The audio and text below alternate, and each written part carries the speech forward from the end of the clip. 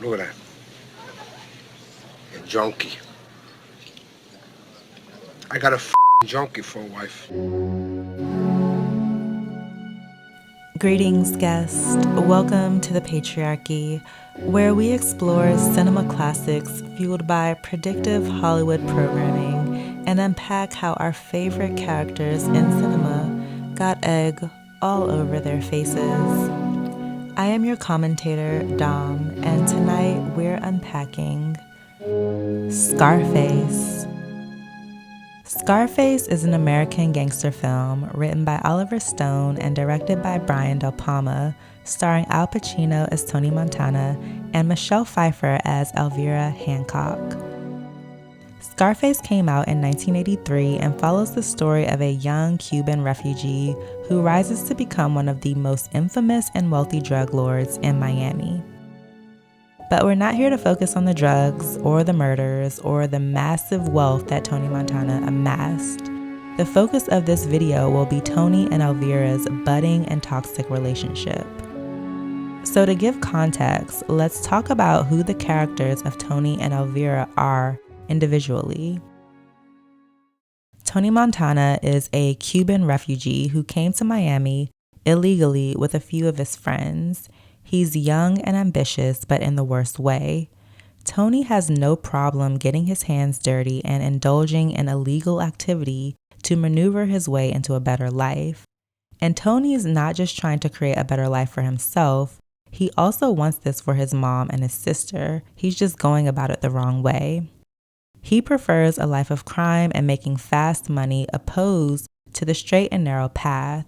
So Tony is ambitious, power hungry. He also has a bit of a sense of humor and respects loyalty more than anything. He's loyal to the people that he works with until he's crossed. He's loyal to his friends until he's crossed. He's also loyal to his own beliefs. What do you think I am? You think I killed 2 kids and a woman? That!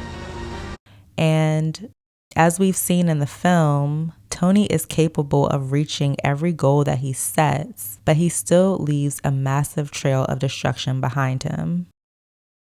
Now, the character of Elvira Hancock, she's mysterious and is that of a beautifully cold ice queen. Elvira is a woman of very few words, but when she does speak, her words tend to cut. Can't you stop saying all the time? I wouldn't be caught dead in that thing. You know what you're becoming, Tony? You're an immigrant. They are sharp, and she seems to have discontent with just about everything. Also stating the obvious here, but she's obviously written to be a trophy wife. Her character has depth to her though, and we know this by the inner turmoil that's constantly displayed on her face, but that's never explored as she's sort of placed in scenes to be a beautiful, sparkly decoration. I'd personally like to see a spinoff of Elvira's story.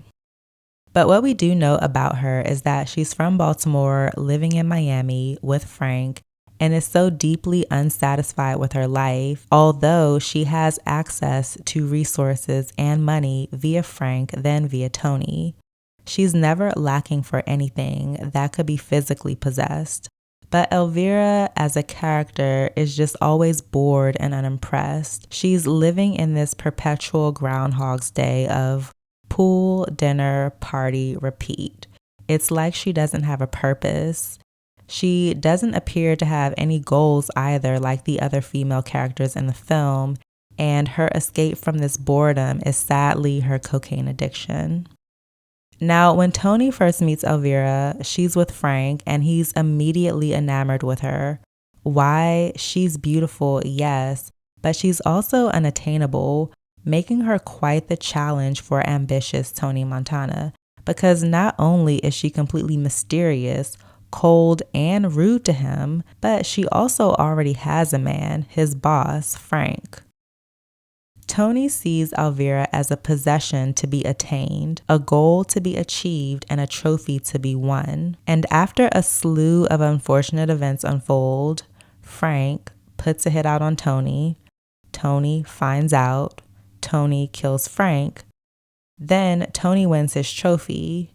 He then marries his trophy, and then when he realizes that his trophy isn't perfect and has a few scratches, he begins to devalue his trophy. Look at that. A junkie. I got a fucking junkie for a wife. I can't even have a kid with her, man. Her womb is so polluted. I can't even have a fucking little baby with her. How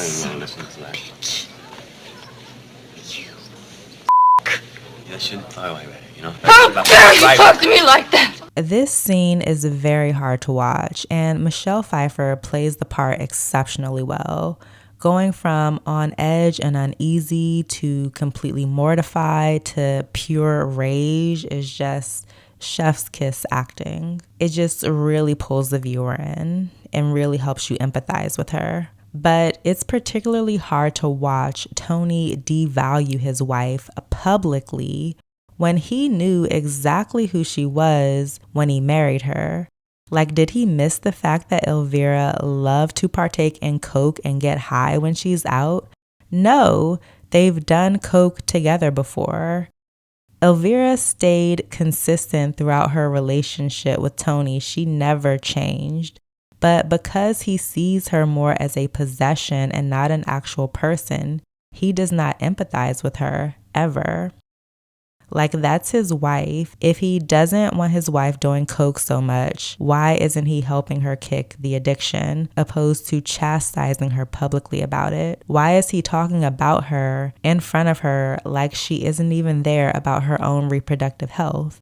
This isn't love. We don't see that Tony ever really cared to know Elvira. He simply saw her as something to be taken. He saw what Frank had: money, power, respect, and a trophy. And then he wanted what Frank had: money, power, respect, and a trophy. And then when he got what Frank had, he completely dismissed it and devalued it. Just like a kid who gets their new toy, they play with it for a minute, but then they just kind of toss it to the side. Why don't you get a job or something, you know? Do something. Be a nurse. Anything beats lying around all day waiting for me to you, I'll tell you that. At the end of the day, Tony wanted a tiger and he got 2 tigers. I like you the first time I laid eyes on you. I say, she's a tiger. She belonged to me.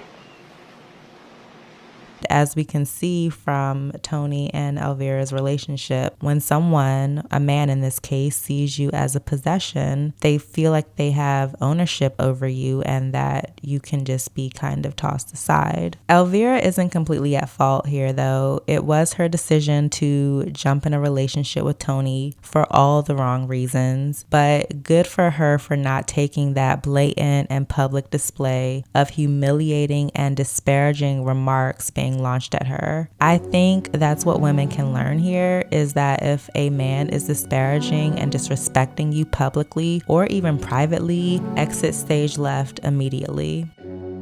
So what are your thoughts on Scarface and Tony and Elvira's relationship? Did Tony ever really love her, or was she just another trophy to him? Leave your thoughts in the comments below, and if you've enjoyed this content, don't forget to like, share, and subscribe for more. Signing off now, your friend, Dom.